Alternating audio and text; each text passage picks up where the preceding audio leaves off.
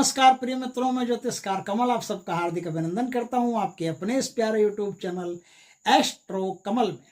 दोस्तों, कुछ ऐसी गंभीर बातें हैं।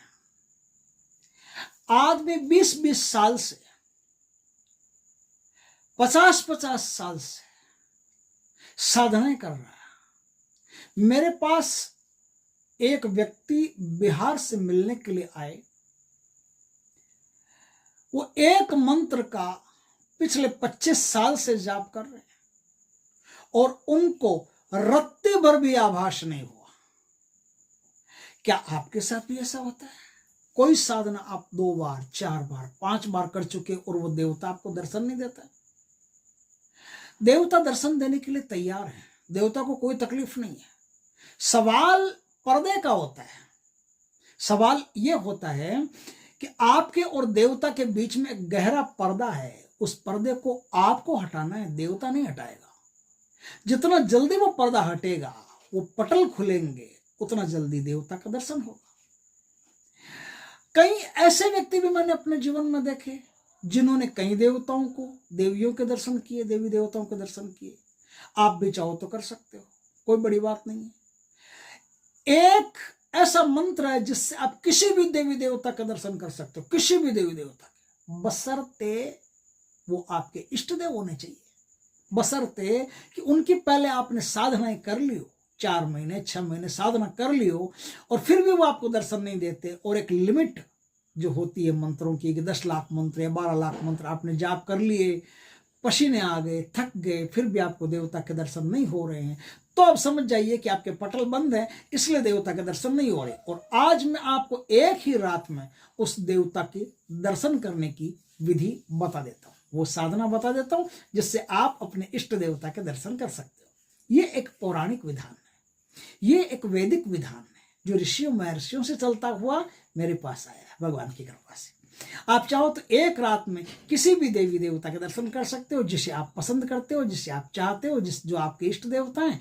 और दर्शन नहीं दे रहे हैं तो फटाफट आपको दर्शन दे देंगे। बात यह है कि जिस दिन देवता का दिन हो, मान लो जैसे मैं हनुमान जी का भक्त हूं, सपोज करो, और मुझे हनुमान जी के दर्शन करने और बहुत तपस्या कर ली और हनुमान जी के दर्शन नहीं हो रहे, तो हनुमान जी का वार कौन सा आता है? हनुमान जी का वार आता है मंगलवार।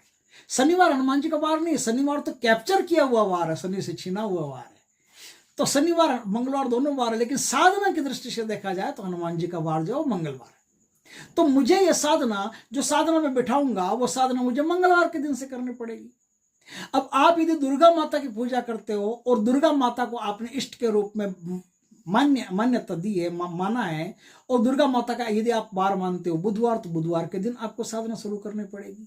अब यदि किसी को भैरव के दर्शन करने हो तो भैरव इष्ट हो तो रविवार के दिन जो भैरव का दिन आता है, जो जिस देवता का दिन। अब भाई ये तो मैंने 3-4 तो मैंने बता दिए जो कन्फर्म है, सब जानते हैं।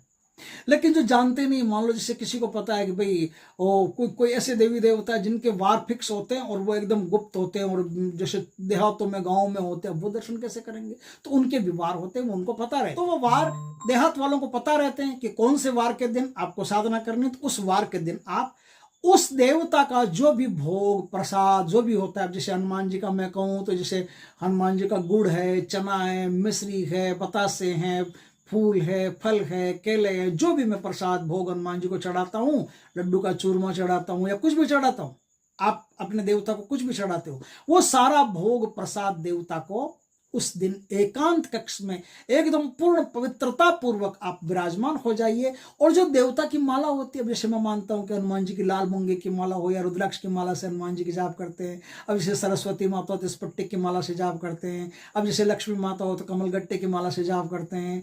अब जैसे दुर्गा माता हो तो लाल मूंगे की माला से जाप। तो अलग जो भी देवता आपके हैं, जिस माला से आप जाप करते हो, जो माला आपकी सिद्ध माला है, बरसों से जाप करते आए हो, उसी माला से आपको जाप करना है। और उसी देवता का, जिस देवता का आपको दीदार करना है, दर्शन करना है, प्रत्यक्षीकरण करना है, उस देवता की जो दिशा होती है, उस दिशा की तरफ मुख करके बैठना है और उसी तरह के वस्त्र पहनने, उसी तरह का आसन लगाना है, उसी तरह के सारे नियमों का पालन करना है। और अब आपको उस देवता का नाम लेते हुए, और एक मंत्र है, उस मंत्र का अधिक से अधिक जाप करना है। और जाप ऐसे करना है, आसन इस प्रकार से रखिए कि जाप करते करते वहीं आप सो जाएं, आप वहां से उठ करके न जाएं। और वहां पेशाब करने के लिए भी नहीं जाना है उसके बाद में, ध्यान रखना।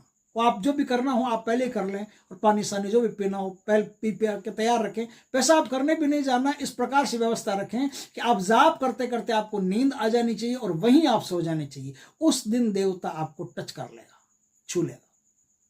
अब मंत्र बताता हूं, पहले तो मंत्र बताता हूं, क्योंकि मंत्र बताऊंगा तो समझ में आएगा कि कहां क्या जोड़ना है, कहां क्या घटाना है। तो मंत्र है ओम हुम स्वाहा, ओम वम स्वाहा, ओम अमुक देवताय नमः, ओम ह्रीं क्लीं भैरवाय, ओम फट फट स्वाहा। इसमें ओम अमुक देवताय नमः लिखा हुआ है ना, इसके अमुक के स्थान पर आपको अपने मान्य देवता इष्ट देव का नाम लेना है। जैसे मुझे लेना तो ओम हनुमत देवताय नमः या ओम कपीस देवताय नमः, जो भी मैं नाम जानता हूं हनुमान जी का, वो नाम जिस नाम से मैं रोज उनकी पूजा करता हूं वही नाम मुझे लेना है। दुर्गा माता हो तो दुर्गा माता का, काली माता हो तो काली माता का, जो कोई भी नाम जिस देवी देवता को आप मानते हो उनका नाम लेना है। ओम अमुक देवताय के नमः, अमुक देवता अमुक के स्थान पर देवता का नाम लेकर के, और फिर काली देवताय नमः या दुर्गा देवताय नमः या महादेव, जो भी जिनका भी आप नाम लेना चाहते हो उनका नाम लो। यह साधना आपकी उसी देवता के अनुरूप शुरू होगी जिस देवता को आप मानते हो, और यह साधना उसी देवता के वार से शुरू होगी। हनुमान जी का मंगलवार जैसे अलग अलग वार होते हैं उसी वार के अनुसार शुरू होगी, और उसी वार के अनुसार धूप दीप, दीपक किसका होगा, तेल का होगा कि घी का होगा, कि जिस देवता को बुलाना उसी का दीपक उसी का धूप वैसे ही होगा जैसे आप नित्य पूजा करते हो, उसी पूजा की पद्धति के अनुसार ही होगा। आप आश्चर्य करोगे कि 20 साल में जो देवता आपको टच नहीं किया है, जिस देवता का आपको अनुभव नहीं हुआ है, उस देवता का अनुभव एक रात में हो जाएगा। अगर एक रात में नहीं हो तो मुझे गालियां देने की जरूरत नहीं है। आप इस साधना को 2, 3, 4, 5, 11 दिन तक आप इस साधना को करना, खींचना, थोड़ा सा खींचना। हो सकता है कुछ पूर्व जन्मों के पाप की वजह से पटल बहुत ज्यादा बंद हो, और पटल खुलने में थोड़ा टाइम लग सकता है, हो सकता है दीदार करने में थोड़ा सा टाइम लग जाए आपका, लेकिन मेहनत व्यर्थ नहीं जाएगी। एस्ट्रो कमल यूट्यूब चैनल के जो दर्शक हैं उनकी मेहनत व्यर्थ नहीं जाएगी, पक्का व्यर्थ नहीं जाएगी, 100% आपको लाभ होगा ही होगा। तो आप इस प्रकार से यह साधना करें। साधना करोगे तो आपको देवता पहले तो सपने में दिखाई देंगे। सपने में दिखाई देना शुरू हो गए तो सपने में सबसे अधो दर्शन माने जाते हैं। उसके बाद में प्रत्यक्ष दिखाई देंगे, ये भी अधो दर्शन माने जाते हैं। उसके बाद में दोनों ही दर्शनों को आप अवॉइड करते हो तो फिर देवता आपको आपकी चेतना में दिखाई देगा, फिर तुरीय अवस्था में देवता आपको दिखाई देगा। वो दर्शन सबसे ऊंचे दर्शन माने जाते हैं। मतलब प्रत्यक्ष दर्शन जो होता है ना, प्रत्यक्ष दर्शन जिसे हम कहते हैं प्रत्यक्षीकरण, प्रत्यक्षीकरण को हमारे वैदिक शास्त्रों में ज्यादा महत्वपूर्ण नहीं माना है।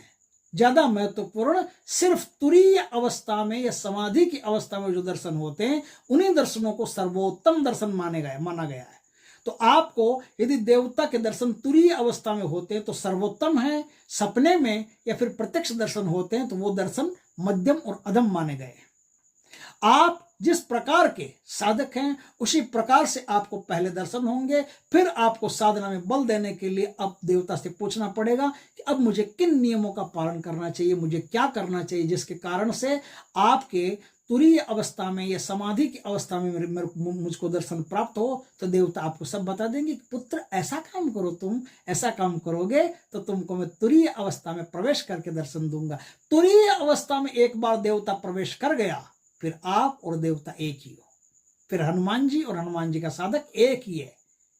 तुलसीदास जी ने कहते हैं भगत भगति भगवंत बपू नाम चार, भगत भगति भगवंत गुरु नाम चार वपु एक।